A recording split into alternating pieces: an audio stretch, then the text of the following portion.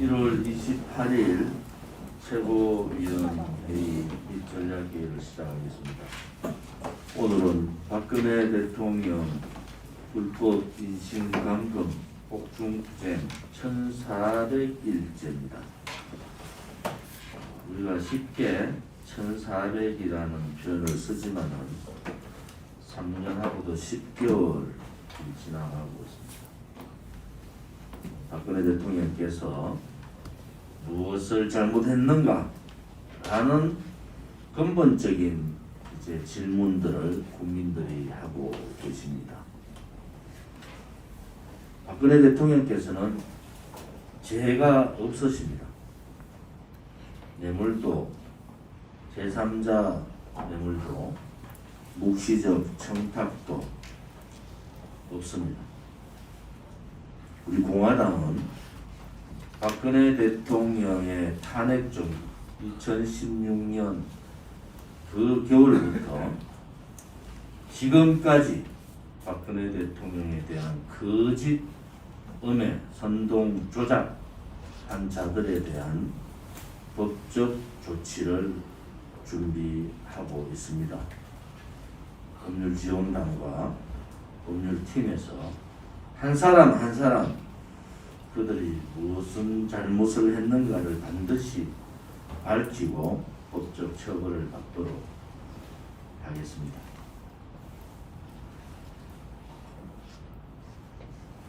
문재인 씨는 26일 날 중국 공산당 중공의 시진핑 주석한테 중국 공산당 창립 100주년을 축하한다고 얘기했습니다. 배알이 없어도 너무 없어요. 아직 6개월 남아있는 창립 기념일을 축하한다는 그 문재인 씨는 이 위대한 대한민국의 건국 100주년 그들은 건국 70주년 그들은 묻어버렸습니다. 도대체 문재인 씨가 대한민국을 어떻게 보고 있습니까? 중국 공산당 중공은 6.25의 전범과 동시에 우리 대한민족의 반역 행위를 한 적국입니다. 수십만이 그들에 의해서 살해당하고 1천만의 이상 가족을 만든 그 나라가 바로 중공입니다. 그 공산당을 찬양하고 축하하는 문재인 씨가 과연 대한민국의 대통령입니까? 26일 날 문재인 씨의 발언은 2018년 9월 19일 능라도에서 15만 북한 주민을 앞에 두고 했던 망언과 같은 겁니다.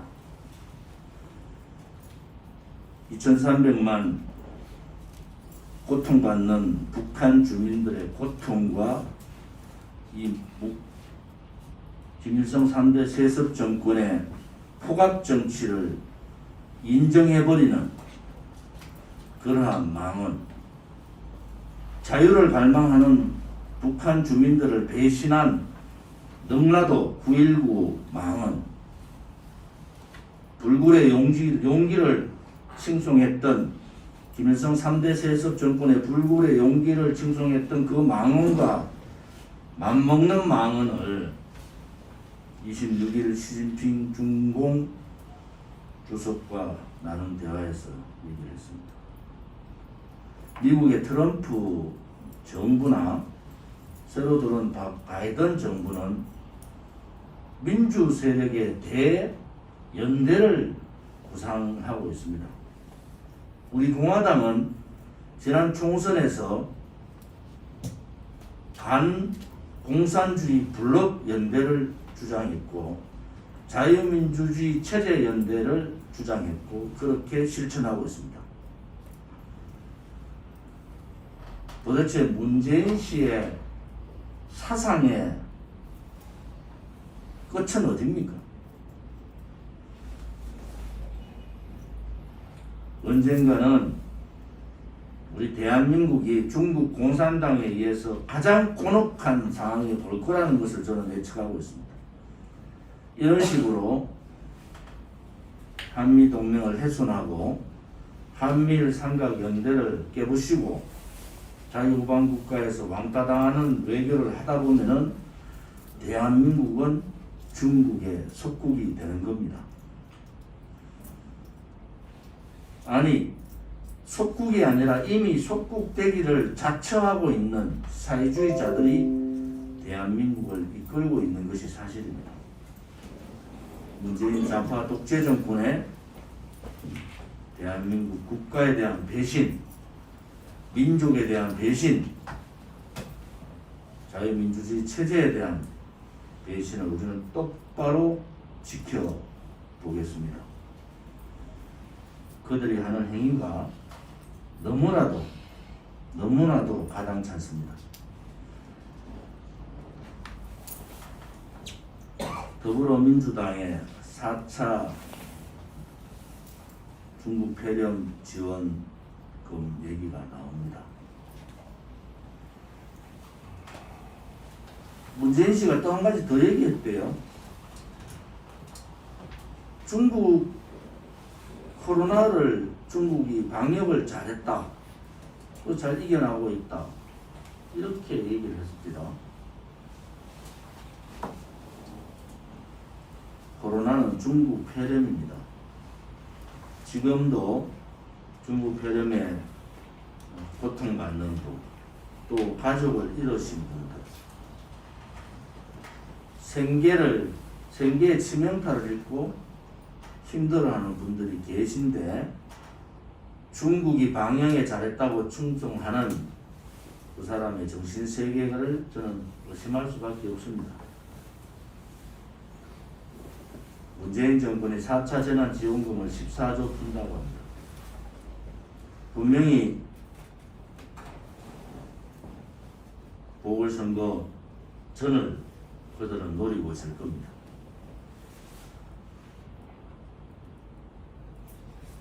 고양이가 생선을 맛을 본 거예요. 문재인 정권이 포퓰리즘에 통하는 국민들을 본 겁니다. 돈을 뿌리서 잠시 국민들의 눈과 귀를 속이는 겁니다. 이제 국민들께서 그 돈이 국민의 세금이고 미래의 곳간에서 나오는 돈이고 미래의 곳간이 무너지면은 대한민국에 미래는 없다라는 걸 아셔야 됩니다. 홍남기 경제부총리가 그렇게 반대를 했는데도 청와대와 더불어민주당이 강압적으로 억누르면서 4차 재난지원금을 풀겠다는 겁니다. 국가부채가 1000조가 넘었습니다. 지금 대한민국의 국가부채는 계산 방법이 조금 다릅니다. 공기업이나 공공기관 기타 부채까지 합치면 훨씬 더 많은 1600조 가까이가 넘습니다. 그런데도 OECD 국가에 대해서 부채 비율이 낮다라는 말을 하는데 경제의 상황이 다른 겁니다. 그들이 OECD 국가가 가지고 있는 부채의 현황하고 대한민국이 부채가 급속도로 국가 부채가 급속도로 늘어나는 것은 전혀 다른 상황입니다. 경제를 조금이라도 아는 분은 그런 말을 하지 않습니다. 이 문재인 좌파 독재 정권의 포퓰리즘 정책은 정책 담당자인 부총리를 청와대와 더불어민주당이 억압해서 눌러서 재난지원금을 만드는 이유는 뻔합니다. 지난 총선 때 재미받는 결과를 이번 보궐선거에서도 돈으로 재미보겠다는 겁니다. 부산의 가덕도 신공항 문제도 마찬가지입니다. 가덕도 주변에 있는 주민들은 가덕도 신공항을 거의 다 반대합니다. 가덕도 신공항은 이미 박근혜 대통령 정부에서 정리가 된 겁니다. 특히 대구 경북에 있는 시도민들은 박근혜 대통령 정부의 밀양이 점수가 더 나왔는데도 그것을 덮어버리고 김해 신공항 확장안으로 간 것에 대한 많은 분들이 불만이 있습니다. 그런데도 불구하고 국가의 정책이기 때문에 참아준 겁니다. 지금 와서 국가가 결정한 정책, 그것도 김해 신공항 안과 밀양공항 안, 가덕도 중에서 가장 하점을 받은 가덕도 공항안을 부산 보궐선거, 시장 보궐선거에 이기기 위해서 다시 들고 온 겁니다. 들고 온 사람들이 누굽니까? 성추행을 했다는 오거돈이고 댓글 공작을 했다고 2심에서 실형을 받은 김경수고 시장 선거에 청와대 개입이 문제가 되고 있는 울산시장 아닙니까? 이들이 지금 그것을 들고 나온 거예요. 우리 공화당은 다시 한 번 더 말씀드립니다. 가덕도 신공항 안은 백년 대계를 위해서도 옳지 않고 정책의 일관성에 있어서도 옳지 않고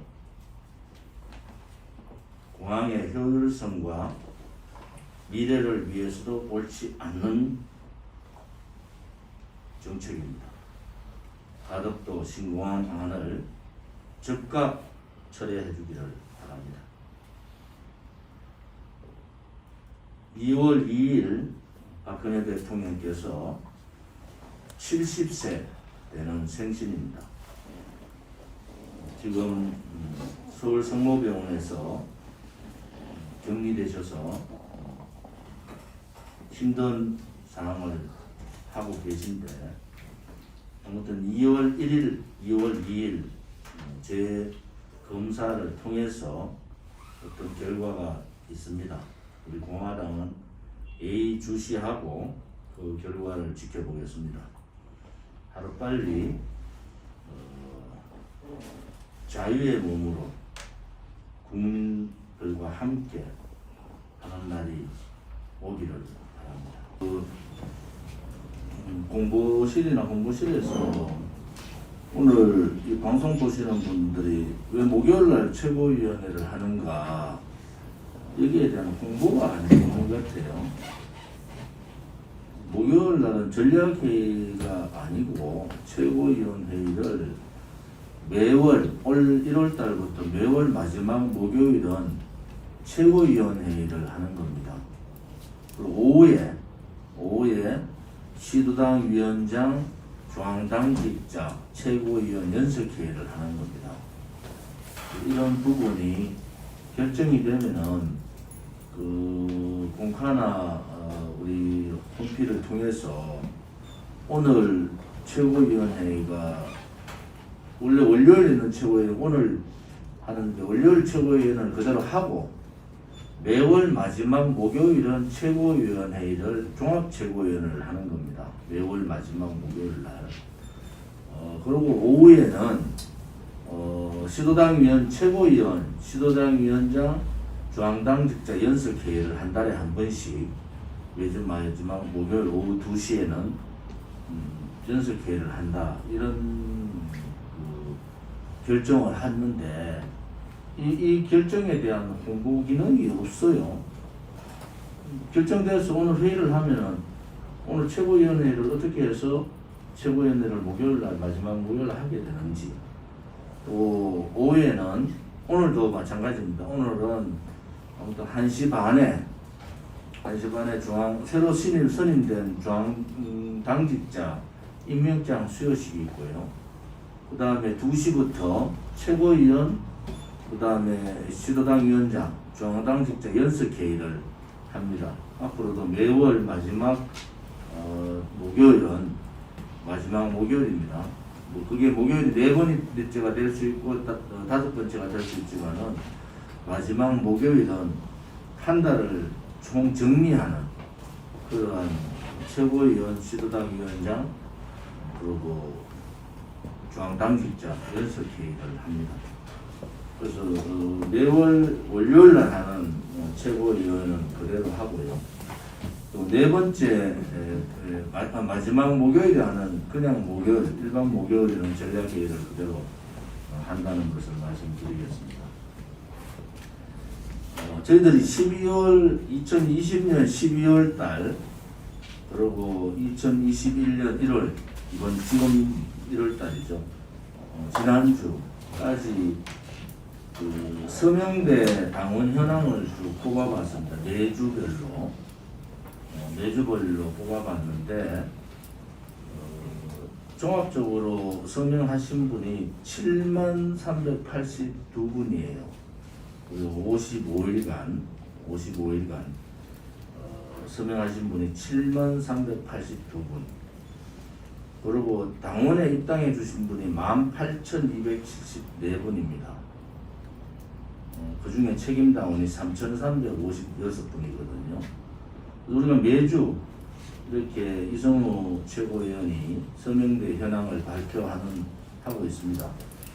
근데 서명대를 하는 것은 오늘 제가 최고위원회에서 말씀드렸지만은 우리가 이제 200개 서명대를 만들어 갈 겁니다.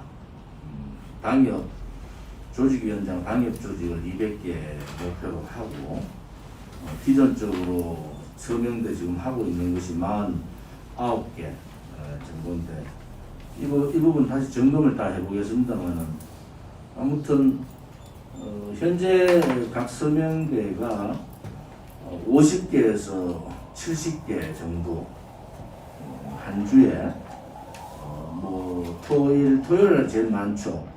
직장 다니는 분들이 많고 해서 그렇지만 또 평일날 토요일 다 합쳐서 그 정도의 팀들이 서명을 합니다. 오늘 최고에서 제가 말씀드린 것은 서명대는 우리 공화당의 하나의 홍보관입니다. 여기 200개의 서명대가 있으면 200개의 홍보관이 있다고 보시면 됩니다. 기업은 특히 건설회사들은 이 아파트 분양을 하든지 뭘 하면은 홍보관을 만들잖아요. 우리는 상시적인 전국의 홍보관을 200개를 가지고 있다 보시면 됩니다. 그러니까 그 홍보관의 여러 가지 그 운영 방식이나 홍보관의 어떤 형태라든지 그 홍보관에서 분양된 아파트를 홍보하면 되겠습니까? 그것이 이슈거든요. 이슈는 매주 최고위원회뿐만이 아니고 매주 이슈가 당대표나 최고위원들을 통해서 최고위원들 발언을 통해서 이슈가 막 쏟아지지 않습니까? 문재인 좌파 독재 정권 돌아가지고 최대 역사 싸움을 하니까 이게 이슈가 한 주에도 수십 개의 이슈가 쏟아지는 거거든요. 지금 홍보관이 분양된 아파트의 방송을 틀고 있어요. 벌써 철진한 이슈를 하고 있으면 안 됩니다. 이제 우리 홍보관이 우리 공화당의 얼굴이잖아요. 우리 공화당의 얼굴이 뭡니까? 현직 국회의원이 없기 때문에 시도당 사무실을 제외하고는 사무실을 얻을 수가 없지 않습니까? 그러면은 법적 문제가 없는 이 서명대가 우리 공화당의 홍보관이다. 두 번째는 우리는 12대의 차량이 버스, 이제 13대가 있습니다. 13대의 버스와 우리가 집회 때 사용했던 각 지역의 자발적인 홍보 차량들이 있는데 이것이 또한 우리한테는 대단히 큰 자산이고 이것이 또 하나의 움직이는 홍보관인 겁니다.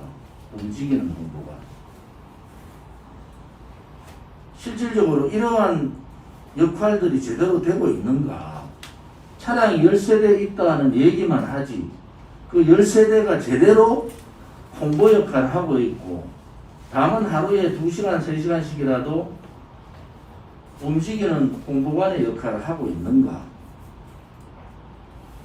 혹은 그냥 차량을 방치해 놓고 잠시 그냥 이용만 하는 그런 형태를 취하고는 있지 않는가? 우리가 집회를 하면은 매주 그 차량들이 스스로 동원이 돼서 오잖아요. 집회를 안 하면은 아무튼 이 움직이는 홍보관도 움직여줘야 되잖아요. 우리가 가지고 있는 자산, 우리가 가지고 있는 장점을 최대한 활용을 해야 됩니다. 그 다음에 시도당에서도 차량의 안전 문제, 그 다음에 차량의 운영 매뉴얼, 그에 따른 홍보, 또 서명대 운영 매뉴얼, 서명대의 당대표는 오른쪽이라고 얘기하는데 서명대에서는 왼쪽이라고 얘기하면 되겠습니까? 시민단체 서명대를 한다는 명분으로 우리 공화당 이름을 걸지 않고 서명대를 하면 되겠습니까? 그런 부분들은 저는 맞지 않다고 보는 겁니다. 우리 공화당하고 같이 가는 시민단체는 그 단체의 주요 멤버들은 당의 중추 조직인 조직위원장, 당협조직으로 들어와야 됩니다. 과거를 돌이켜보면은 우리는 당을 떠나서 시민단체 활동만 하겠다는 사람은 다 도망갔어요. 그리고 다 깨졌습니다. 제가 우려하는 것은 과거 상황들을 너무나 우리가 많이 봤기 때문에 결국은 궁극적으로 그러한 단체들은 당을 깨고 나가더라 하는 우려를 하는 겁니다. 그러기 위해서는 그분들이 당에 직접적으로 들어와서 우리 공화당과 같이 가야 되는 겁니다.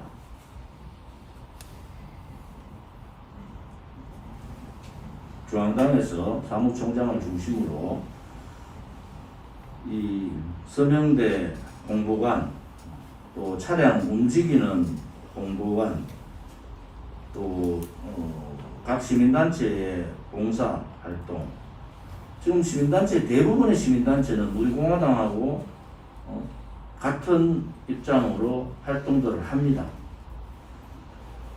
오늘 제가 이 말씀을 드리는 것을 여러분도 잘 느끼셔야 됩니다. 더 이상 당과 다른 길을 가는 시민단체는 그냥 놔둘 수 없습니다. 결국은 그들이 4년차 들어가는 우리 공화당의 과정을 보면은 그들이 결국은 당을 깨고 나가더라. 10명 10명 다 그렇더라. 그런 우려를 합니다.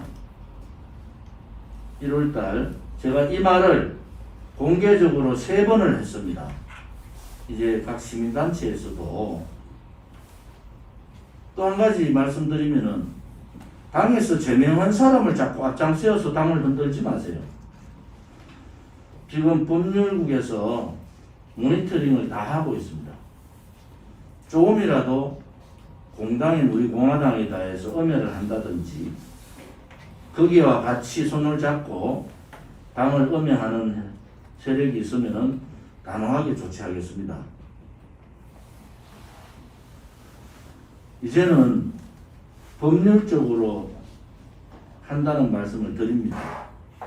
지금까지 당에 대한 엄해나 저에 대한 엄해를 관용적인 차원에서 우파들은 언젠가 다 뭉친다는 차원에서 용서를 했습니다만은 이제는 그렇게 하지 않겠습니다. 법률국에서 또 법률지원단 장문 변호사 쪽에서도 이 문제에 대해서 철저하게 해주기를 바랍니다.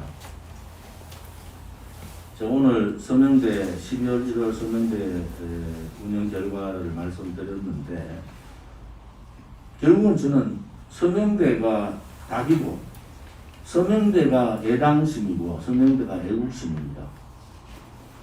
우리 공화당은 행동하지 않는 보수 정당, 보수 정치인 또 배신 역적을 행위를 한 그들을 응징하기 위해서 만든 정당입니다.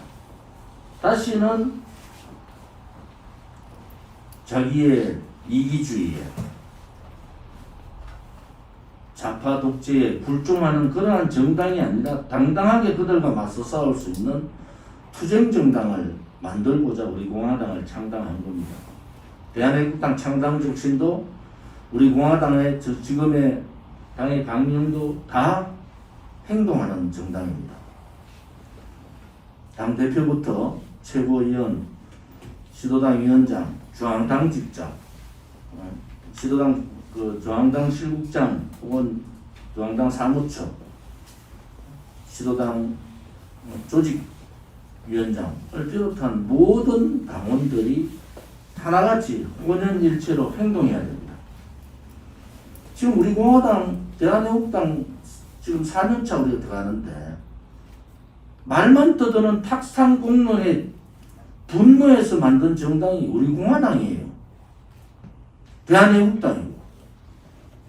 제가 며칠 동안 그 계룡산 집회부터 마로니에 집회 그 수없는 과정들을 한번 돌이켜 봤습니다.